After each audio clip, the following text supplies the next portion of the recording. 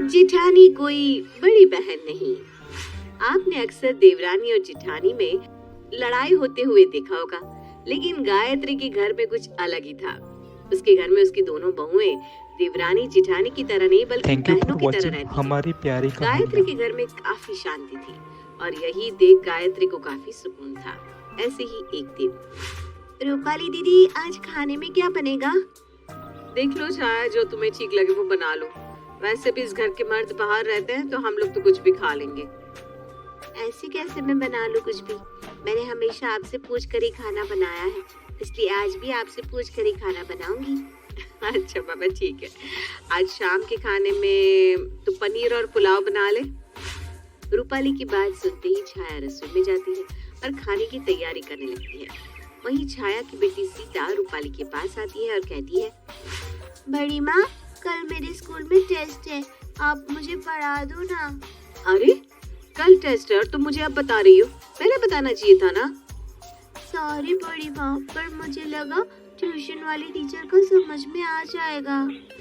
सीता की मासूमियत भरी आवाज सुनकर रूपाली सीता को अपनी गोद में बिठा लेती है और उसे पढ़ाने लगती है। वहीं दूर किचन से ये सब छाया देखकर मुस्कुरा रही थी। समय गुजरता है और गुजरते समय के साथ उसके घर में काफी शांति रहती, लेकिन ये शांति कब तक रहने वाली थी इसका अंदाजा तो किसी को नहीं था। ऐसे ही एक दिन गायत्री अपनी बहुओं के साथ बैठकर हंसी मजाक कर रही थी। तभी वहाँ उसकी पड़ोसन कुंती आती है और उनको इस तरह हंसता देखकर कहती है, गायत्री, ओ गायत्री। अरे कुंती बहन, तुम वहाँ क्या कर रही हो? अंदर आ जाओ। हाँ हाँ अभी आई। ऐसे क्या बात है, तुम सब इतना खिलखिला क्यों रहे हो? अरे बहन, खिलखिलाने की भी कोई वजह होगी। मेरे घर में शांति इतनी है कि हर किसी को इस घर में शांति मिलती है और इस शांति की वजह से ही हमारे घर में इतनी चहल पहल है। बहू जा आंटी के लिए कुछ खाने के लिए आ, और हाँ चाय मत भूलना। जी माँ जी अभी ले आती हूँ। दीदी आप रहने दो, मैं ले आती हूँ। ठीक है छाया, तुम चाय वगैरह बनाओ, मैं तब तक घर के और काम निपटा देती हूँ। इस तरह छाया और रूपाली वहाँ से चाय लेने चली जाती है। वहीं कुंती दोनों देवरानी जेठानी के बीच में इतना प्यार देखकर अपने मन में कहती है, इन दोनों के बीच में इतना प्यार कैसे हो सकता है? अरे देवरानी जेठानी की तो कभी बनती तक नहीं है, लेकिन यहाँ का तो माहौल ही कुछ और है। खैर जो भी है, गायत्री के घर में इतनी शांति कुंती को हजम नहीं हो पा रही थी, इसलिए अब कुंती यहाँ भी अपना मसाला डालने लगती है। गायत्री वैसे सच में हाँ तेरे घर में बहुत शांति है। आज मुझे पता चल रहा है कि तू बाहर क्यों नहीं आना चाहती। सो तो है कुंती, सच में भगवान ने मुझे बहुएं बड़ी ही आराम से ढूंढ कर दी है। मेरी बड़ी बहू इस घर को काफी अच्छे से संभालती है और मेरी छोटी बहू भी मेरी बड़ी बहू की ही परछाई है। भगवान मेरे जैसी बहुएं सबको दे। इन्हें देखकर कभी ऐसा लगा ही नहीं कि मेरे घर में मैं बहू लेकर आई हूँ। इन्होंने मुझे इतना प्यार दिया है, इतना प्यार दिया है कि इतना प्यार तो बेटियां भी अपनी माँ से नहीं करती। ये तो बहुत अच्छी बात है, लेकिन सच कहूँ तो मुझे तेरी छोटी वाली ना थोड़ी सी चालाक लगती है। मतलब वो थोड़ा चंड लगती है। मुझे ऐसा लगता है कि जब उसका काम निकल जाएगा तो वो तुम दोनों को पूछेगी भी नहीं। वैसे हाँ तेरी बड़ी बहू सच में बहुत ही सीधी है और तेरी चापलूसी करती है, इसीलिए तो उसे भड़का नहीं पाऊंगी। नहीं नहीं कुंती, तुझे ऐसा लगता है, लेकिन मेरी छोटी बहू भी बहुत अच्छी है। कुंती और गायत्री आपस में बात कर रहे थे, तभी वहाँ छाया अपने हाथ में चाय की ट्रे लेकर आती है और छाया को देखकर कुंती चुप हो जाती है। ऐसे ही समय बीतता है और बीतते समय के साथ रूपाली और छाया में प्यार बढ़ता ही जा रहा था। एक दिन छाया अपनी जिठानी से कहती है, दीदी घर का राशन खत्म हो गया है। अरे तो क्या हुआ? अगर घर का राशन खत्म हो गया है तो मैं अभी बाहर से ले आती हूँ। अरे बहू, मैं सोच रही हूँ कि मैं भी तेरे साथ बाहर चलूं।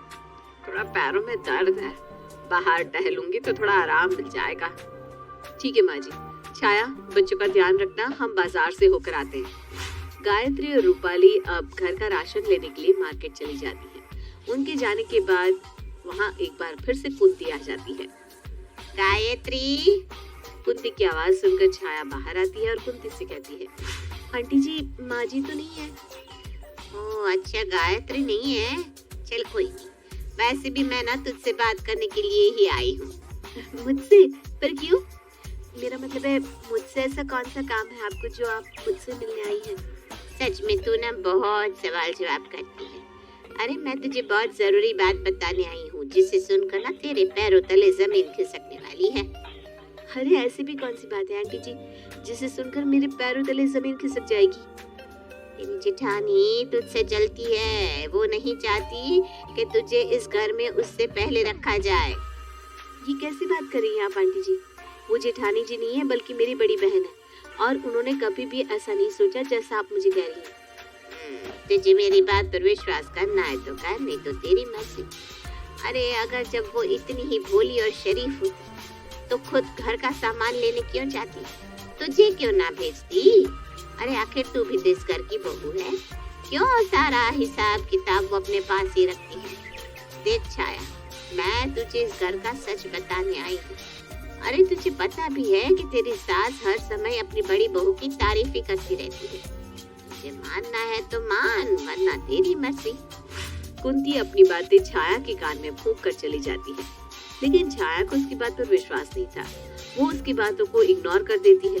शाम को जब रूपाली और गायत्री आती है तो रूपाली किसी से कुछ ना कहते हुए अपने कमरे में चली जाती है। उसका ऐसा बर्ताव देखकर छाया को कुछ भी समझ में नहीं आया कि आखिर उसकी जेठानी ने उससे बात क्यों नहीं की। समय बीतता है। एक दिन छाया अपनी जेठानी के पास आती है तो देखती है रूपाली अपनी बेटी को खाना दे रही है, और वहीं सीता बैठी अपनी बड़ी माँ का मुंह देख रही है। रूपाली सीता को खाने के लिए कुछ देती है उससे पहले ही छाया वहां आ जाती है और सीता का हाथ पकड़कर उसको वहां से ले जाने लगती है। पर तभी रूपाली छाया को रोकती है और कहती है, छाया क्या हुआ? तुम मुझसे गुस्सा हो क्या? गुस्सा मैं नहीं बल्कि आप है। आप ही मुझसे बात नहीं कर रही हैं, और वैसे भी आप मुझसे बात क्यों करेंगी? आखिर मैं होती ही कौन हूँ? अरे अरे, ये तुम कैसी बात कर रही हो? छाया, तुम्हें पता है तुम मेरी छोटी बहन हो। अगर मैं आपकी छोटी बहन होती तो आप मुझे हर चीज बताती, आप मुझसे कुछ छुपाती नहीं। अरे लेकिन मैंने क्या छुपाया है? मुझे तो कुछ समझ में ही नहीं आ रहा। तुम मुझे कुछ तो बताओ। अब कुछ बताने और छुपाने के लिए बचा ही नहीं है। एक आप है जो इस घर को अपने काबू में कर रखा है, वहीं दूसरी तरफ माँ जी बाहर दूसरों के सामने सिर्फ आपकी तरफदारी करती है। क्यों? क्या मैं इस घर की बहू नहीं हूँ? छाया, ये तुम कैसी बात कर रही हो? तुम भी इस घर की बहू हो। तुमसे ये बात किसने कही कि माँ जी तुम्हारी बुराई करती है? और मैंने तुमसे क्या छुपाया है, ये तो बताओ। एक तो आप मेरी बेटी को अपनी बेटी नहीं समझती, दोनों में भेदभाव करती है, और आप कहीं बाहर जाती है तो मुझसे बिना बात किए, बिना कोई हिसाब दिए ही अपने कमरे में चली जाती है। आप उस दिन जब राशन लेकर आई थी तब मैंने देखा था आप कुछ लेकर आई है, लेकिन आपने मुझे कुछ नहीं बताया। रूपाली छाया की बात का कोई जवाब नहीं देती और चुप हो जाती है, जिसके बाद छाया भी वहां से चली जाती है। समय गुजरता है और गुजरते समय के साथ आए दिन उसके घर में बहस होती रहती। जिस घर में एक समय शांति हुआ करती थी, आज इस घर में सिवाय लड़ाई के कुछ नहीं होता। लेकिन छाया क्यों लड़ रही थी? आखिर क्या वजह थी जिस कारण वो इतना चिड़ी चिड़ी रहने लगी थी? बस यही जानने के लिए रूपाली अपनी सास गायत्री से कहती है, माँ जी, मुझे लगता है हमारी छाया को किसी ने भड़काया है, वरना आज से पहले उसने मुझसे कभी भी बदतमीजी से बात नहीं करी। लेकिन अब उसका बर्ताव पूरी तरह बदल चुका है। इसके पीछे की वजह तो हम लोगों को जाननी होगी। हमें पता लगाना होगा कि आखिर क्या वजह है जो वो इतना गुस्सा करती है, इतना भड़कती है। रूपाली बहू, छाया ऐसी हरकत क्यों कर रही है, इसके पीछे की वजह शायद मुझे पता है। क्या वजह है? मेरा मतलब कौन है जो उसे भड़का रहा है? कुंती ही है जो उसको भड़का रही होगी, लेकिन वो ऐसा क्यों कर रही है ये पता नहीं।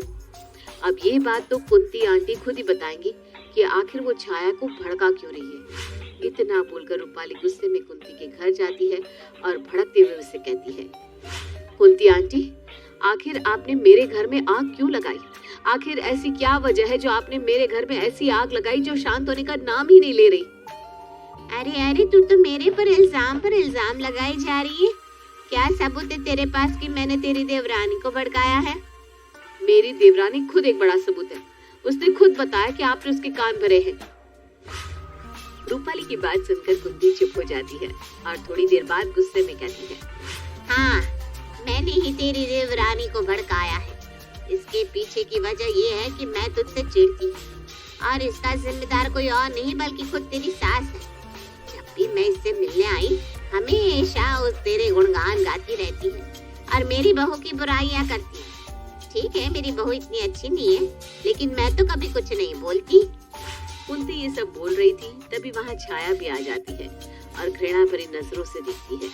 छाया कुंती से बात करना भी पसंद नहीं करती, जिसके बाद वो अपनी जेठानी से और सास से माफी मांगती है और इस तरह एक बार फिर उनके घर में सब कुछ ठीक हो जाता है।